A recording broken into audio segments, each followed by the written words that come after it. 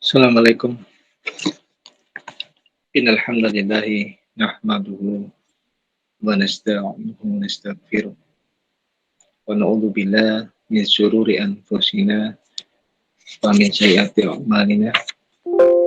May yahdihillahu fala mudilla lahu wa may yudlil fala hadiya lahu. Asyhadu an la ilaha illallah wahdahu la syarika lahu wa asyhadu anna Muhammadan abduhu wa rasuluhu la nabiyya ba'dahu. Allahumma shalli wa sallim ala nabiyyina Muhammadin wa ala ali Muhammad kama barakta ala Ibrahim wa ala ali Ibrahim fil alamin innaka Hamidum Majid. Ya ayyuhalladzina amanu taqullaha haqqa tuqatih wa la tamutunna illa wa antum muslimun. Ya ayyuhan nasu taqarrabakumul ladzi khalaqakum min nafsin wahidah wa khalaqa minha zawjaha batha minhuma rijalan katsiran wa nisaa'a wattaqullaha alladzi tasaaluna bihi wal arham innallaha kana 'alaikum raqiba.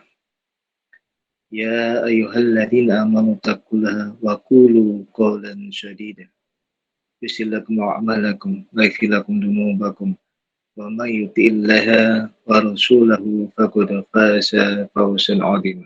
Amma ba'd.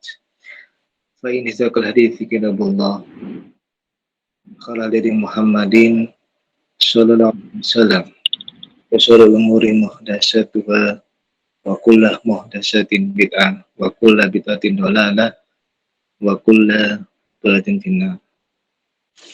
Alhamdulillah, pada siang hari ini kita melanjutkan kajian kita tentang kitab Manhaj Firqatun Najiyah. Kita sampai pada halaman 15 ya, dalam kitab ini kita sampai pada poin ke ke-9 ya. Poin yang ke-9. Halaman 15 poin yang ke-9. Poin ke-9 ini tentang poin-poin metode cara beragamanya kelompok atau golongan yang selamat. Baik, sebelumnya pada siang hari ini apakah semua para asatidz sehat semuanya? Alhamdulillah sehat. Alhamdulillah. Semoga Allah memberikan selalu kepada kita kesehatan selalu, memberikan keberkahan kepada umur kita, memberikan keberkahan kebaikan kepada kehidupan kita, dan semoga Allah mudahkan kita berbuat kebaikan. Semoga insya Allah kita dimudahkan selalu untuk berbuat kebaikan, berbuat dakwah, ya, mendakwakan agama Allah ini kepada masyarakat secara luas, ya, secara khusus kepada keluarga kita. Insya Allah semoga Allah selalu berikan kemudahan. Baik, kita sampai pada pembahasan poin yang ke-9. Jadi poin yang ke-9 adalah dari halaman 15 ini adalah ke-8 ya Ustaz. Ke-8 sudah apa belum kemarin ya? 8 apa 9? 8 ya. Baik. Yang ke-8. Pembahasan yang ke-8 adalah poin yang ke-8, firqatun najiyah. Kelompok yang selamat itu ya, tahtarim al-immatul mujtahidina wala ta'tasibu law lawahidi minhum bal ta'khudul fiqh minal qur'ani wal ahadis sahihah. Ya. Jadi yang ke-8 ini adalah memuliakan, ya. Firqatun najiyah ini adalah memuliakan, ya. Memuliakan para imam mujtahid dan tidak ta'assub kepada salah seorang di antara mereka, bahkan mengambil, ya, pemahaman mereka, mengambil pendapat mereka berdasarkan rujukannya dari Al-Quran dan hadis yang sahih. Ya. Jadi ini adalah kaidah yang ke-8. Kita memuliakan Imam Syafi'i rahimahullah, kita memuliakan Imam Ahmad, kita muliakan Imam Hanafi, Imam Malik rahimahullah, kita muliakan semuanya. Tetapi kita memuliakan mereka bukan berarti kita harus ta'assub pada mereka.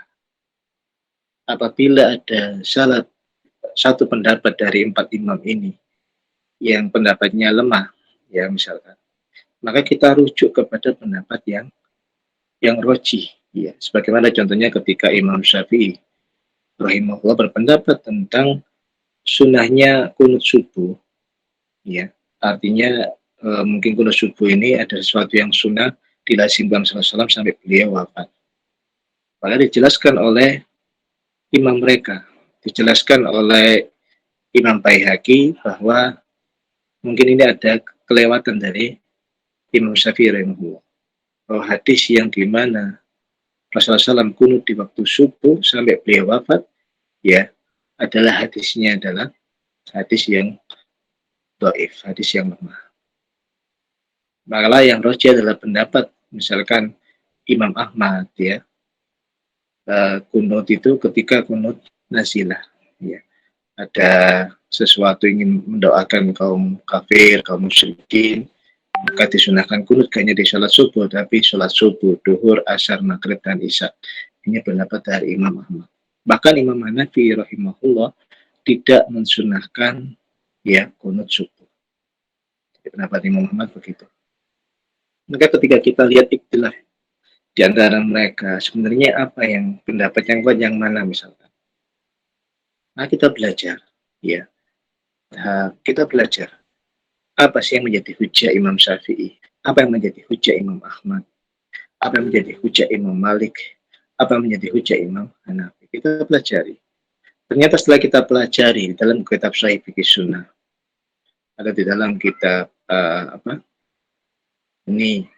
atau dalam kitab Fikih Sunnah, ya, Tamamul Minah, ya, taklik komentar dari Fikih Sunnahnya Syed Sabiq. Tamamul Minah ditulis oleh Imam Albani yang mengomentari Fikih Sunnahnya Syed Sabiq, misalnya pembahasan mengenai masalah kunut, ya. Bahkan kita dapati pendapat yang kuat ditopang dengan dalil yang sahih adalah, ya, bahwa kunut subuh itu adalah ketika ada kunut nazilah, ya. Jadi tidak terus menerus. Ini adalah pendapat yang kuat, ya. Bahkan sebagian ulama mengatakan bahwa kunut subuh terus menerus ini adalah salah satu bid'ah. Ya. Maka ketika kita tidak membenci salah satu imam, tapi kita akan mengikuti mereka, mengambil pendapat mereka, salah satu dari mereka itu pendapatnya yang ditopang kuat, yang rojih, ya. Sebagaimana Imam Syafi'i juga pernah mengatakan, idza sahhal haditsu fa huwa madhhabi. Apabila telah sahih sebuah hadis, maka itu adalah madhabku, ya. Maka kita mengambil pendapat yang rojih. Ternyata salah satu imam yang rojih adalah kunut subuh itu adalah, ya, hukumnya tidak wajib, bahkan tidak disunahkan terus menerus. Yang rojih adalah yang ada kunut nazilah ketika dalam peperangan atau mendoakan apa untuk suatu kaum, ya, maka di situ kunut nazilah, ya, maka inilah yang rojih di antara pendapat ulama. Maka kita ambil. Jadi kita tetap menghormati Imam Syafi'i ketika beliau berpendapat begitu, kita hormati. Namun bukan berarti kita ta'assub pada mereka. Memuliakan imam bukan berarti ta'assub. Sehingga sampai ada istilah, pokoknya kita ikut mazhab fikihnya Imam Syafi'i saja. Yang lainnya kalau ikut mazhab yang lain mesti akan sesat dan sebagainya. Maka ini sungguh tidak benar, ya.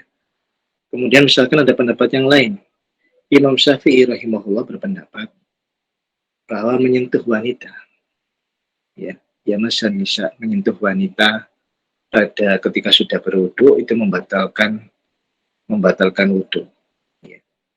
Kemudian imam yang lain, ya, Imam Malik, yang dimaksud menyentuh itu adalah jima. Maksudnya itu bersetubuh, bukan hanya menyentuh biasa, kemudian bukan mahramnya. Maka kita lihat kembali, kita cross check dalil-dalil yang ada. Imam Syafi'i berpendapat itu berdasarkan surat Al-Maidah, ya. Jadi berwudulah kalian kalau ia bisa menyentuh wanita. Imam Malik berpendapat bahwa itu dimaksud bukan menyentuh secara Dzahir saja menyentuh itu, menyentuh biasa. Tapi berpendapat itu adalah jima. Kenapa? Karena Rasulullah SAW, ya, beliau mau mengerjakan sholat sunnah, ya, mencium istrinya Aisyah, kemudian beliau mengerjakan sholat sunnah. Jadi ketika sholat, tentang waktu sholat, ya, ketika sholat, beliau mencium istrinya tanpa berwudu lagi, kemudian beliau mengerjakan sholat. Kemudian dan riwayat yang lain juga, sebuah riwayat, ketika Rasulullah SAW sholat malam, Aisyah mencari Rasulullah SAW, dan memegang-megang begini, ternyata mendapati memegang kakinya Rasulullah SAW, dan Rasulullah SAW tetap terus meneruskan sholatnya. Ini menunjukkan wanita yang bukan mahram, yang menyentuh kita atau kita menyentuh dia, itu tidak membatalkan wudhu. Sebagaimana Aisyah, ya, radhiyallahu anha, menyentuh Rasulullah SAW. Rasulullah SAW terus meneruskan sholatnya tanpa membatalkan sholatnya. Ini menunjukkan wanita bukan mahram yang menyentuh, ya, laki-laki yang bukan mahramnya, ya, itu tidak membatalkan wudhu. Ini adalah pendapat Imam Malik. Dan ini pendapat yang rajih di antara para ulama. Jadi yang dimaksud ya masan nisa, menyentuh wanita, ya. Jadi menyentuh wanita itu maknanya apa? Yaitu jima. Ini apa? Perbedaan ulama, beda pendapat. Ada beda pendapat yang sangat banyak sekali, ya. Masalah-masalah yang lainnya. Itu baru masalah qul dan masalah wudhu. Kemudian masalah ketika kita habis iktidal, ya, kemudian kita turun ke bawah, ya, sujud, ada yang sebagian ulama berpendapat yaitu tangan dulu yang disunahkan Rasulullah SAW, ada sebagian ulama yaitu lutut dulu. Maka yang berpendapat lutut dulu ada seorang ulama, ada yang berpendapat tangan dulu. Kenapa? Karena berpendapat tangan dulu adalah ada hadis larangan bahwa kalau kita sholat dilarang seperti atau ya turun sujud jangan seperti onta. Onta itu kan kakinya dulu. Ya. Ada berpendapat seperti itu. Ya. Itu istilah para ulama. Kita memilih yang misalkan yang menurut kita roji, yang lutut dulu misalkan, si dalil yang ada misalkan, silakan. Atau kita memilih yang tangan dulu. Kalau saya condong pada pendapat yang tangan dulu ketika sujud. Ya, itu menurut saya yang lebih roji. Ya silakan. Ya. Tapi kita nggak ta'asub pada salah seorang ulama. Dan ini khilaf di antara Imam Al-Bani dengan Imam Ibnu Qayyim al-Jauziyah. Ya. Kemudian khilaf juga, ya, sama seperti Imam Ibnu Qayyim al-Jauziyah, mengumandangkan adzan ketika anak lahir, ya, itu termasuk disunahkan, ya, itu masuk disunahkan atau karena berdasarkan ada sebuah hadis, ya, yang menurut sampai hadis itu pada beliau adalah hadis itu adalah rajih, ya, di apa dimana dikumandangkan adzan ketika anak itu baru lahir. Baik. Tapi Syalbani itu adalah pendapat yang marjuh, pendapat yang lemah, yang dimana pendapat itu tidak didukung dengan sebuah dalil yang kuat. Yang kuat adalah tidak ada sunnah ketika bayi dilahirkan itu kita adzan itu enggak ada. Yang ada itu adalah ditahnik, ya, diberikan apa itu kurma yang dilumatkan kemudian digesek ke di langit-langitnya, ya. Kita lumatkan bibir apa dengan mulut kita, ya, kemudian ditaruh di langit-langit bayinya itu sebagai bentuk katakanlah kalau istilah sekarang imunisasi. Khilaf di antara para ulama. Khilaf. Kita terus terang mau. Kalau kita milih yang roji, yang menurut pandangan saya roji itu adalah yang tidak ada di bayi yang baru lahir tidak ada diadzani karena memang hadisnya adalah lemah. Ya. Jadi ini adalah khilaf-khilaf seperti itu dan masih banyak lagi, itu baru yang saya sebutkan baru ya 0, berapa persennya. Sedangkan khilaf yang lainnya masih. Terus bagaimana posisi kita? Posisi kita adalah kita belajar sebagai thalabul ilmi, ya, sebagai thalabul ilmi kita belajar, kita mencari dalil yang paling rajih di antara pendapat ulama itu yang mana. Itu posisi kita cari.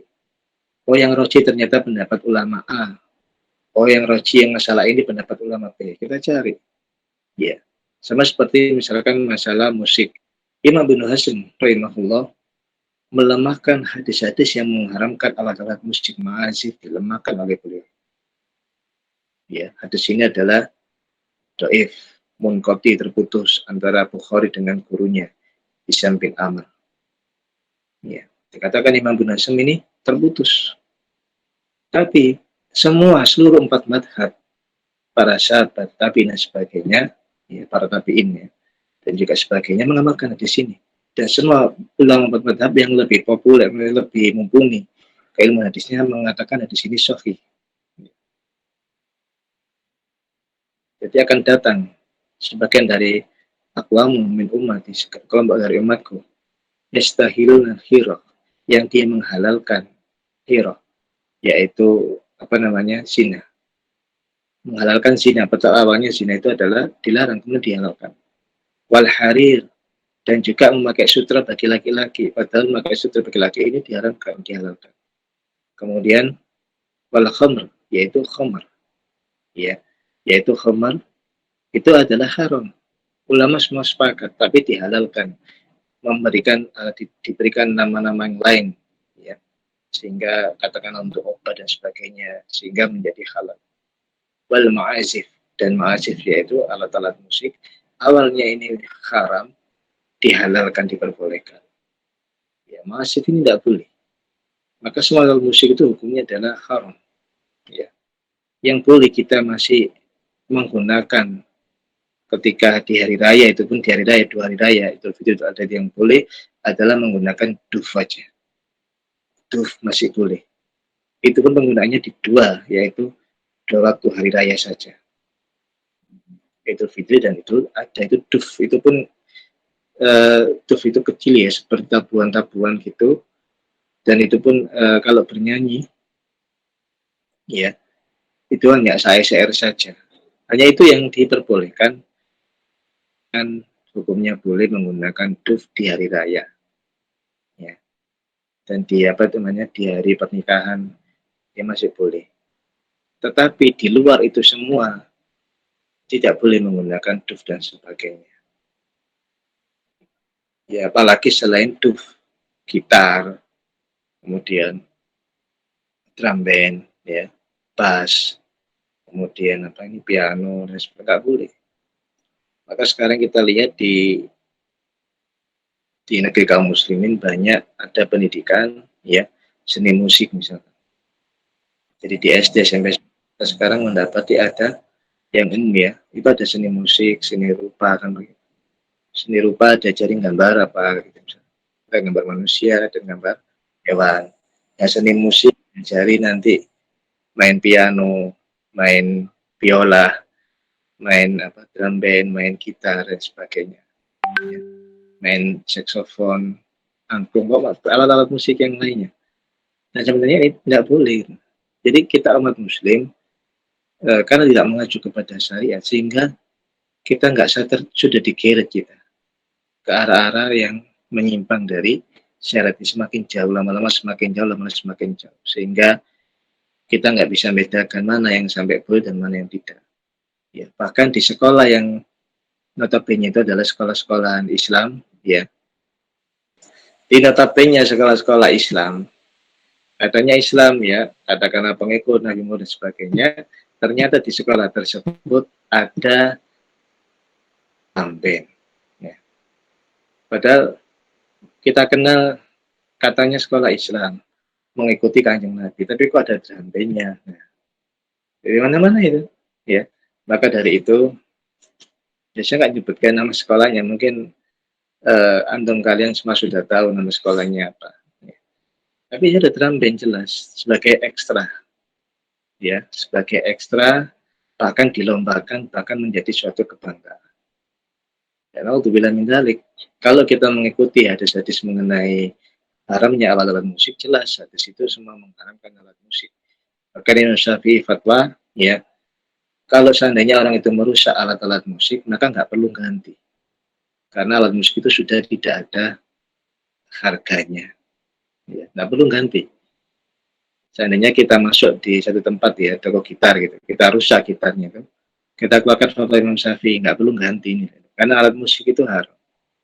Tapi yang jelas kita akan dituntut masuk penjara, ya, kita akan masuk penjara karena merusak barang orang lain kan begitu. Padahal kalau fatwa ulama Imam Syafi'i dalam merusak alat musik dalam kitabnya Al-Um, nggak perlu ganti karena alat musik itu sesuatu barang yang haram, nggak ada harganya. Ya itu. Baik itu ikhtilaf di antara para ulama empat mazhab ya. Kita menghormati mereka, tapi kita harus memilih pendapat yang paling kuat di antara para ulama. Dan itu kewajiban kita. Bukan berhenti pada pendapatnya saja, kemudian kita tidak merujuk pada sumber yang menjadi dasar pendapat ulama tersebut. Nah, itu tidak boleh. Ya, Imam Syafi'i berpendapat gini, dasarnya apa? Imam Malik berpendapat dasarnya apa? Kemudian kita lihat dasarnya ini, oh dalilnya yang kuat yang mana? Oh ternyata yang roji yang ini, ya itu. Jadi kita sampai kepada memilih perbandingan madhab mana yang roji. Ya. Jadi tidak satu. Kadang orang ada juga sebagian pokoknya harus satu madhab. Kalau nggak satu, ternyata ketika haji dia pakai madhab yang lain. Ya, kalau haji, kalau dia lagi tawaf menyentuh wanita, batal wudhunya kan. Kalau madhab Syafi'i kan wudhunya batal. Tapi ketika haji sulit menghindari bersentuhan dengan wanita katakanlah, ya maka dia gimana? Ya, dia pakai madhab yang lain. Madhab yang lain itu adalah madhab Imam Malik rahimahullah, bahwa bersentuhan dengan madhab bukan mahram, ya itu tidak batalkan wudhu, sehingga dia nggak perlu wudhu lagi. Nah nanti kalau masuk Indonesia lagi kembali ke madhab Syafi'i lah. Memang seperti itu. Ya. Jadi dia pindah madhab bukan karena merojikan pendapat salah seorang ulama, bukan karena dasar ilmu yang dia ikuti, karena ulama itu yang roji menurut dia itu yang mana, berdasarkan dengan ilmu yang ada, tapi pindah madhab, ya, atau pindah ke madhab yang lainnya itu berdasarkan kondisi. Berdasarkan kalau pakai madhab Syafi'i agak sulit haji itu. Menyentuh wanita nanti setelah wudhu ya batal kita. Sulit ini nggak cocok. Bukan dengan ilmunya dia ngambil dan sebagainya. Maka ini tidak benar. Ya, bukan itu yang dikehendaki oleh para imam madhab itu, bukan itu. Ambillah pendapatku dan kalian lihatlah dari mana aku mengambil pendapat. Ini perkataan Imam Hanafi rahimahullah. Jadi ketika mereka itu kita jangan taklid pada salah satu madhab, ya. Tapi kita harus punya ulama yang bisa mendukung pendapat kita. Entah ulama mutaqaddimin, ya, atau ulama yang muakhirin, ulama yang dahulu atau ulama yang kontemporer.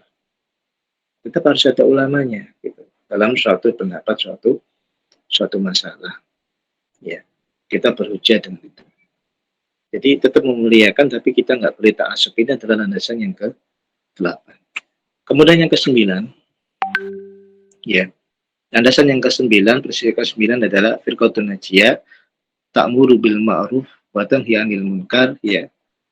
Fahiya tunkiru tarqa, ya, mubtadi'ah wal asab al-hadama alladhi firqal ummah.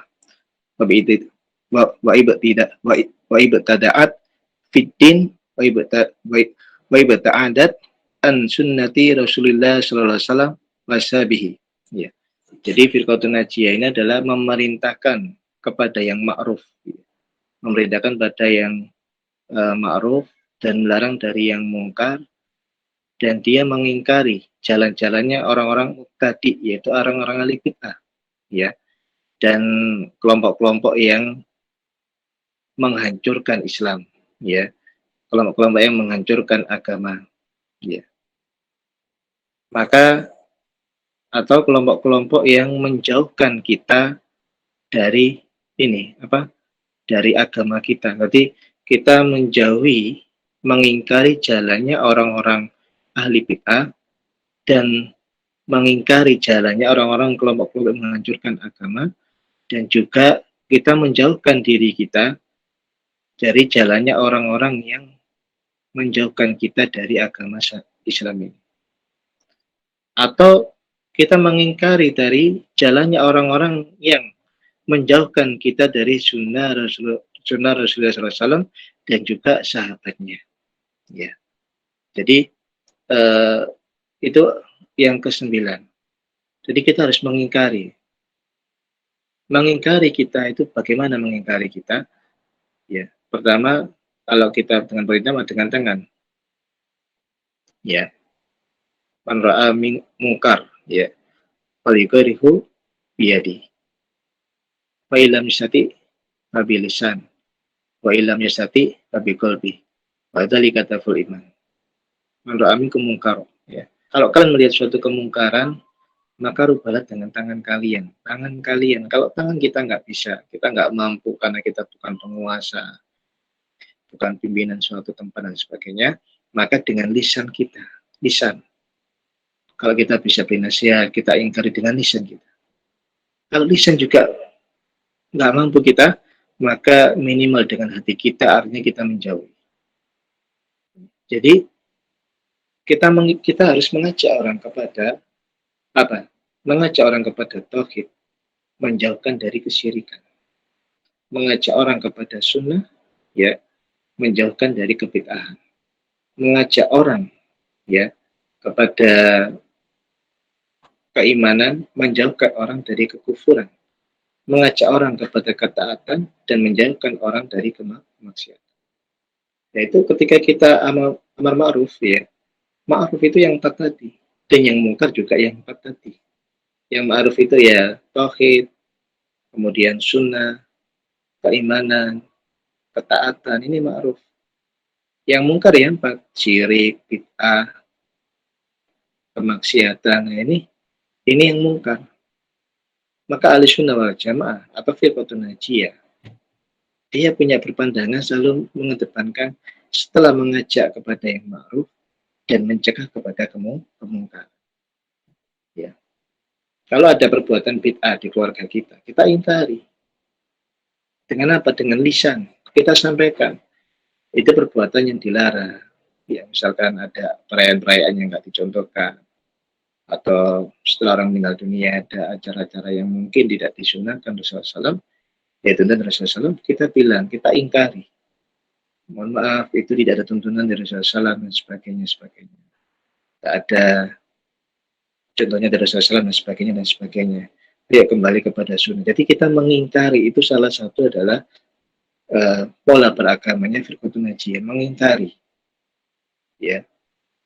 Kalau dia menjawab, kita ada yang mengamalkannya, si fulan, maka kita bilang, apakah si fulan itu maksum? Tidak kan? Rasulullah SAW maksum, tapi si fulan tidak maksum. Maka kita harus menimbang amalan si fulan itu, ya, dengan amalan Rasulullah SAW. Kalau dia sesuai dengan amalan Rasulullah SAW, silakan diikuti, tapi kalau tidak, maka jangan. Ya. Jadi kita harus mengingkari, berani mengingkari dalam keluarga kita, mengingkari ya, suatu kebid'ahan, suatu kesyirikan, ya, suatu kemaksiatan, ya. Nah, kita harus mengingkari. Kalau orang tua kita bagaimana? Ya kita beri nasihat dengan cara yang baik. Kita dakwakan pelan-pelan, ya, dengan ilmu dan sebagainya, ya, pelan-pelan dengan kelembutan dan sebagainya, ya. Dengan kesabaran kita doakan, ya Allah berilah hidayah kepada orang tua saya, orang tua kami dan sebagainya. Kita doakan terus, ya. Kita sampaikan, ya. Maka insya Allah dengan disampaikan itu dengan disampaikan dengan pelan-pelan, disampaikan dengan lemah lembut, ya, kepada orang tua kita, kepada keluarga kita, insya Allah dia akan bisa menerima apa dakwah kita. Ya. Maka innallah, ya, rifqah, ya. Jadi sesungguhnya apabila kelembutan, ya, la yakunu, ya, fisain ila zanam. Sesungguhnya apabila kelembutan itu tidaklah berada pada suatu tempat, melainkan dia akan zanam, membuat indah sesuatu itu. Wa ma yunza'u, ya, fisain ila sanam. Dan apabila dia dicabut kelembutan itu dari suatu tempat, artinya kelembutan itu tidak ada pada suatu tempat, ya, maka akan ada sanah, yaitu kerusakan, keburukan. Maka kita dalam menjelaskan itu harus lemah lembut. dengan niatan yang baik, dengan cara lemah lembut, secara ilmiah, dengan ilmu, insya Allah orang itu akan menerima penjelasan kita.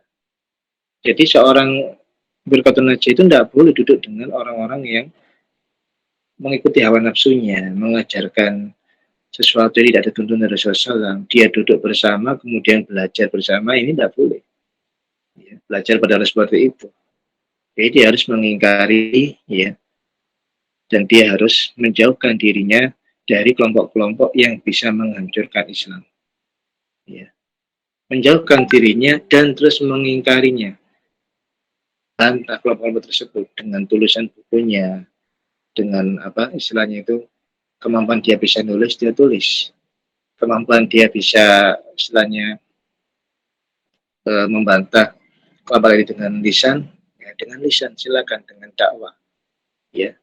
Insya Allah kita kalau menegakkan amar ma'ruf nahi mungkar dan kita meninggal dalam kondisi terus beramar ma'ruf nahi mungkar, insya Allah kita akan meninggal dalam kondisi mati syahid.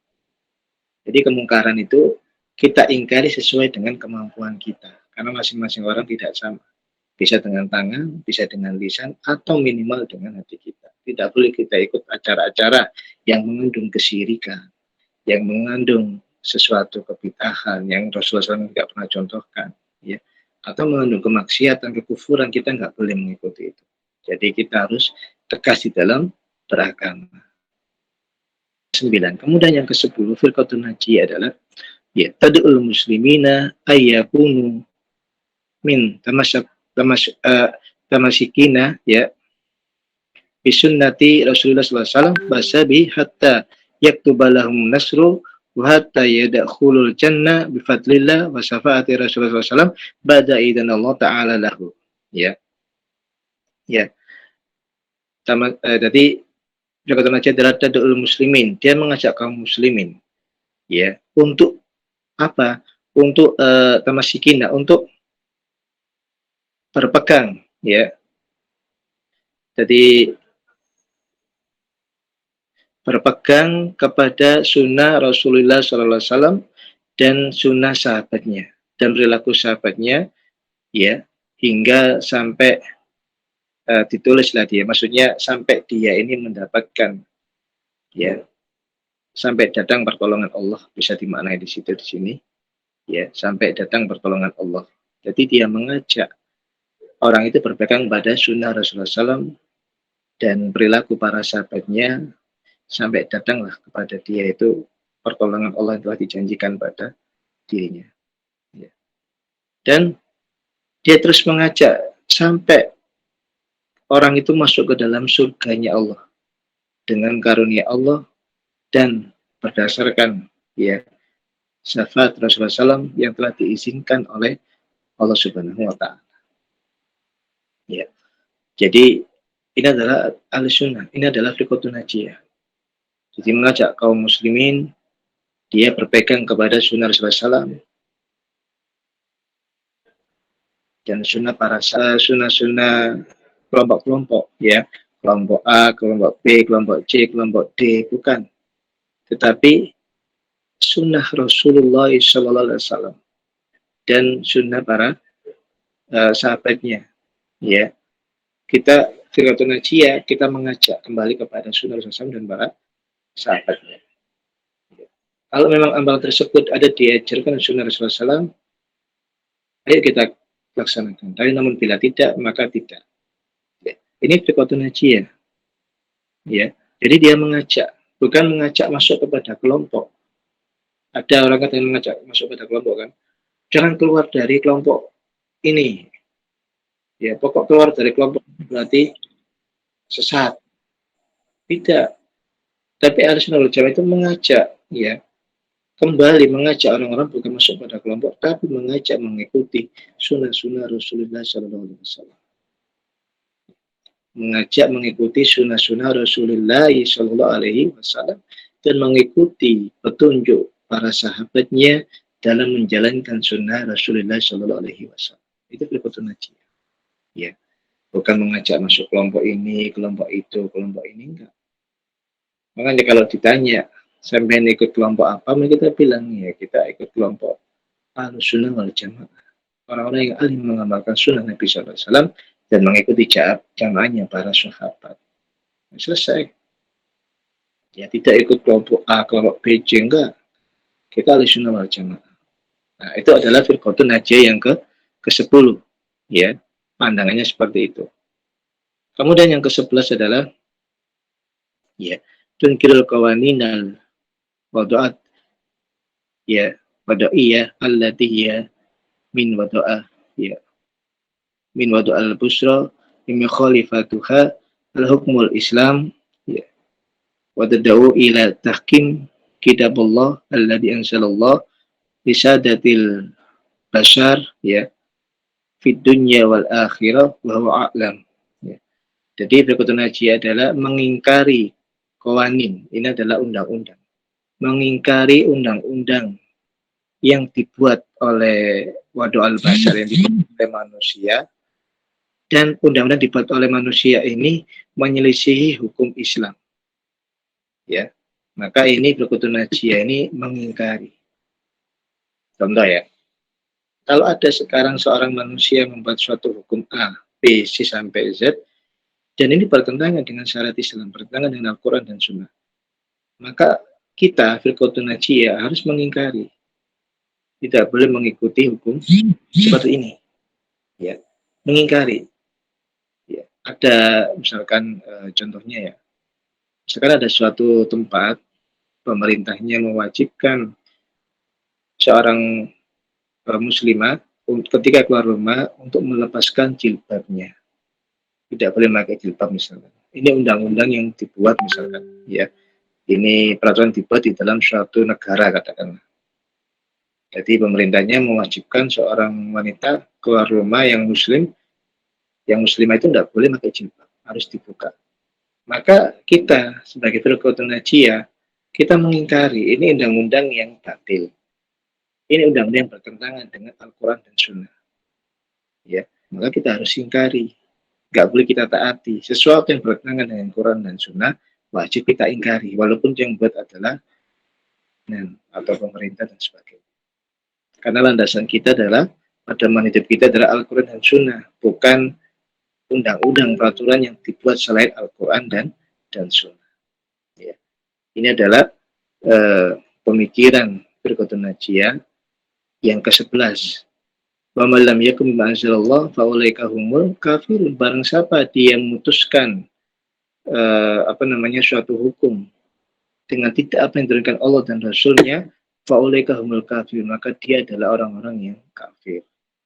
Diancam oleh Allah kalau kita memutuskan suatu hukum tanpa mengikuti Al-Quran dan Sunnah, maka kita ini dimasukkan oleh Allah bisa jadi menjadi orang-orang yang ingkar. Kafir itu orang-orang yang ingkar kepada Allah dan Rasulnya.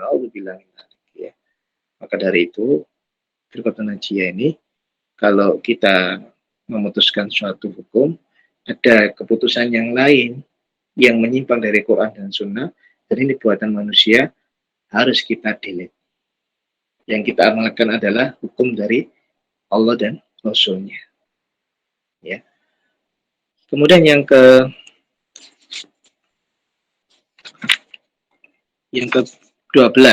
ya. Yang ke-12 adalah firqatun najiyah tidal muslimin jami'an ilal jihad fisabilillah, bahwa wajibun ala kulli muslim tasbi toko tahu wa istata'atuhu wa yakunul jihad ya bimayali. Jadi toko tahu wa istata'atuhu, dan maksudnya apa ini? Firqatun najiyah yang ke-12, ciri yang ke-12 ini adalah, ini bukan ciri ya, mohon maaf, ini adalah pemikiran ya. Jadi firqatun najiyah itu orangnya seperti ini baru pemikiran, ciri-cirinya pembahasannya setelah ini. Jadi yang ke-12 yang terakhir, firqatun najiyah itu adalah mengajak kaum muslimin seluruhnya untuk menghidupkan jihad, kepada jihad di jalan Allah, dan itu adalah wajib atas setiap muslim. Bagi muslim yang mampu ya, dia dan dia punya kemampuan untuk melaksanakan jihad ini, maka itu hukumnya menjadi wajib. Ya. Maka hukumnya menjadi wajib. Ya. Baik, jadi yang ke-12 ini adalah kita sebagai firqatun najiyah, kita harus senantiasa hidup kita itu berjihad. Dan jihad itu tidak hanya melawan orang-orang kafir, termasuk mengajarkan ilmu, itu bagian dari jihad. Mengajar sebagai guru itu bagian dari jihad. Kita bekerja di suatu lembaga, ya di mana di lembaga tersebut banyak ada lembaga sosial, kemasjidan, dakwah, pendidikan kaum muslimin secara umum, membantu kaum muslimin, bantu perjuangan dakwah sunnah kaum muslimin, maka itu bagian dari jihad, termasuk jihad pekerjaan itu. Ya. Kemudian termasuk ya ceramah, khutbah, mengajak orang kembali pada jalan Allah, mengajarkan ilmu, ya, mengajarkan agama Allah, kajian dan sebagainya, ini bagian dari jihad. Ya, bahkan nggak hanya itu, kita bekerja keluar rumah, kita niatkan karena Allah, dan kita niatkan bekerja itu memberikan nafkah kepada istri dan anak kita, itu juga bagian dari jihad di jalan Allah, jihad fisabilillah. Ya, jadi firqatun najiyah, pola berpikirnya, orangnya itu gemar berjihad, berjuang di jalan Allah, sungguh-sungguh. Itu sangat gemar sekali. Ya.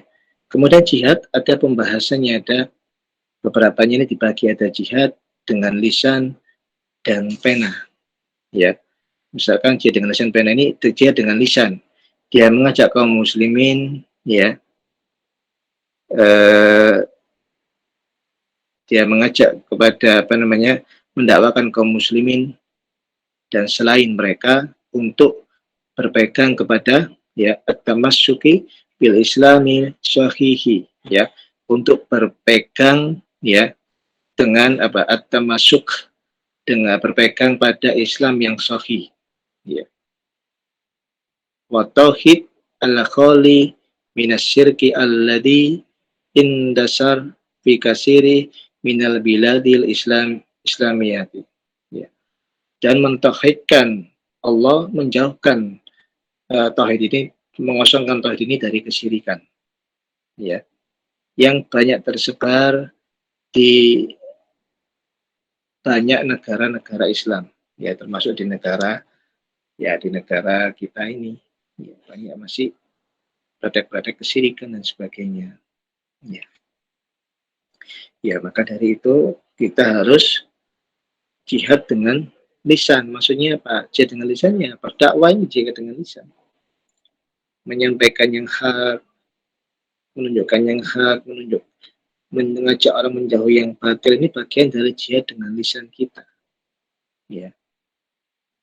Kemudian jihad dengan kolam juga.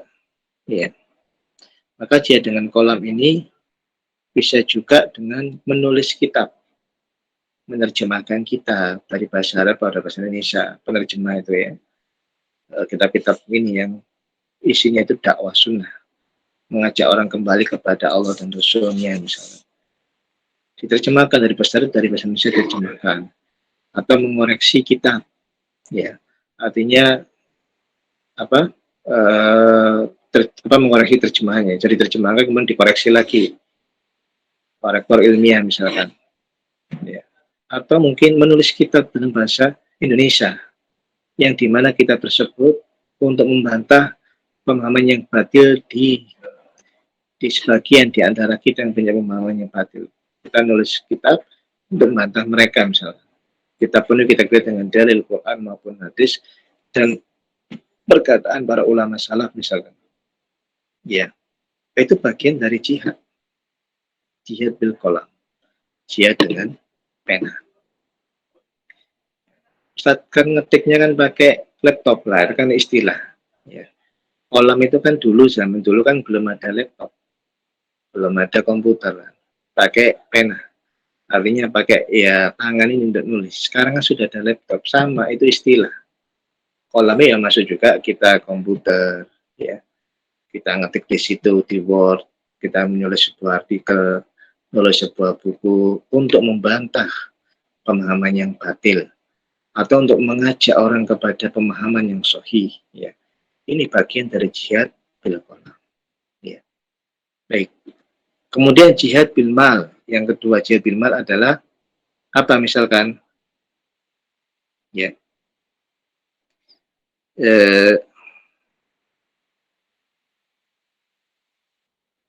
Misalkan di sini adalah dicontohkan yaitu mencetak kitab, ya, mencetak kitab-kitab yang isinya itu adalah kitab-kitab para ulama, misalkan tafsir Ibnu Katsir, ya, tafsir Al-Mawardi dan tafsir yang lainnya, mencetak kitab, kemudian apa? Kemudian disebarkan kepada orang-orang yang lain yang sudah ditakhrij hadisnya, dicetak kitab itu disebarkan ke orang lain, bahkan dibagikan secara gratis. Dalam satu itu kan ada pembagian kitab secara gratis. Kemudian di masjid-masjid yang di Surabaya ini juga masjid tertentu di malam sholat tarawih itu, di malam ke-27 ada pembagian kitab gratis. Pada itu, ya, alhamdulillah kita dapat kitab, ya, gratis. Sahihul Jami' 2 jilid. Alhamdulillah kita dapat waktu itu pembagian.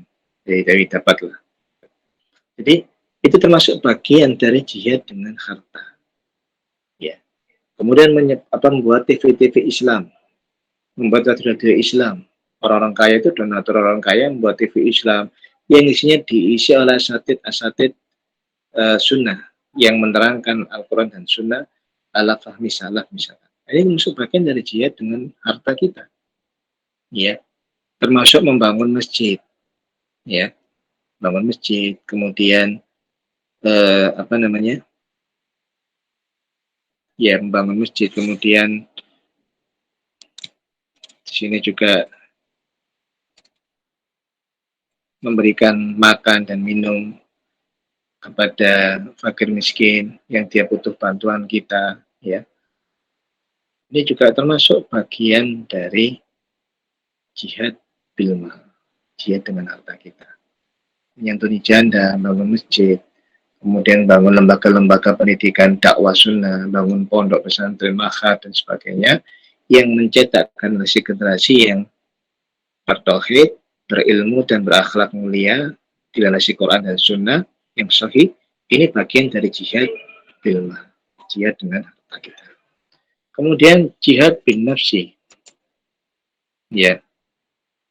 Jadi jihad bin nafsi ini juga adalah kita mengorbankan diri kita keluar, ya, wa yakunu bil qitali wal istiraq bil ma'arq binasratil Islam, ya, wala takunu kalimatullahi al-ulya.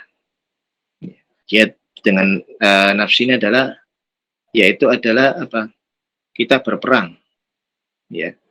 Kita berperang di jalan Allah Subhanahu wa taala, mengorbankan diri kita demi Islam dan menegakkan kalimat Allah, ya, meninggikan kalimat Allah, ya. Maka ini termasuk bagian dari jihad bin nafsi. Jadi kita keluar, ya, ke medan perang, melawan jihad, melawan orang-orang kafir, kemudian tiba-tiba terbunuh, ya. Maka kalau niatnya karena Allah dia berjihad, tiba-tiba dia terbunuh, maka dia mati syahid. Maka dia mati syahid dan seluruh dosanya diampuni kecuali, ya, hutangnya. Dan dia dinikahkan dengan, di surga diberikan 70 bidadari. 70 bidadari. Jadi orang yang mati syahid. Jadi jihad itu ada macam-macam, ya. Ada jihad tadi dengan lisan, dengan kolam, jihad dengan mal, dan jihad dengan nafs, yaitu jihad dengan diri kita. Jadi orang yang berjihad dengan diri ini sudah dia korbankan dirinya untuk mencari mati syahid di jalan Allah. Yang dia ingat hanya Allah. Yang dia ingat hanya Allah, kecintaan dia kepada Allah, sehingga dia dengan gagah berani pergi ke medan perang dan dia korbankan dirinya. Ya. Tapi ada amalan yang bisa mengalahkan misalkan jihad ini, ya. Salah satunya adalah melakukan amal soleh di 10 awal hari, 10 hari yang awal di bulan Dzulhijjah. Ya. Jadi ada sebuah hadis itu, amalan soleh yang dikerjakan di 10 hari awal di bulan Dzulhijjah itu tanggal 1 sampai tanggal 9 ya. Sampai tanggal 10 ya. 10 itu yang awal itu, maka itu seandainya orang ya, ini diibaratkan seperti ada orang keluar berjihad pakai hartanya sendiri dan dia berperang di jalan Allah dan dia meninggal, jadi apa namanya, dia meninggal, dia nggak kembali, dia meninggal di jalan Allah, itu pahalanya masih kalah dengan yang kita kerjakan kalau kita beramal solih di 10 yang awal tadi di bulan Dzulhijjah. Masih lebih berat pahalanya, luar biasa kan. Makanya Allah luar biasanya, kita walaupun tidak sempat jihad melawan orang kafir ya, belum ada kesempatan sampai sekarang, tapi amal-amalan yang Allah berikan pahala itu luar biasa besarnya sampai mengalahkan orang yang meninggal berjihad seperti itu. Ya. Baik, yang terakhir adalah hukum jihad di jalan Allah itu ada dua, ada fardu ain dan fardu kifayah. Ya. Yang fardu ain adalah ketika dia berhadapan dengan orang-orang kafir dan orang kafir ini mengepung, artinya masuk di dalam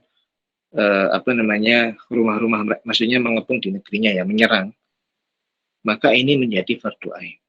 Ya. Jadi mau nggak mau kita harus istilahnya melawan orang-orang kafir tersebut. Ya, melawan.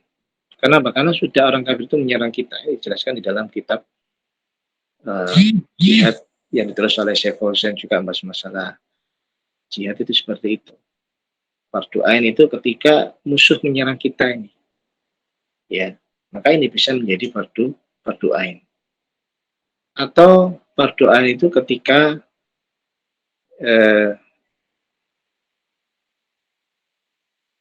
ya, pimpinan kita, khalifah kita memerintahkan kita itu untuk pergi ke medan jihad. Dan kita termasuk orang-orang yang layak untuk berjihad misalnya. Ini juga bisa menjadi fardu ain.